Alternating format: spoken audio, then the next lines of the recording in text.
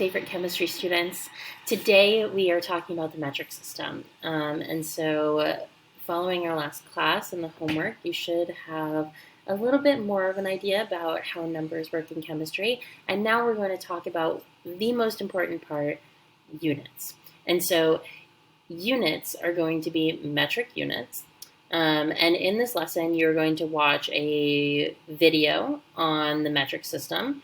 You're going to watch a video about King Henry, which will help you to remember the metric system prefixes. You're going to do an activity called the size of things, and you're going to post to Flipgrid.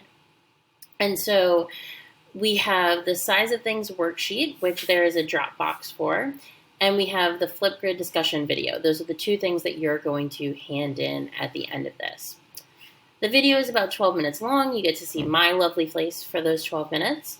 Then we have this little video. The activity takes place on this website, so you'll have to go to the website.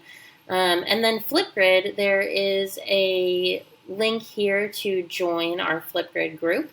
And that's where you'll be able to post your video. If you have any questions, as always, please email me, let me know. Good luck today.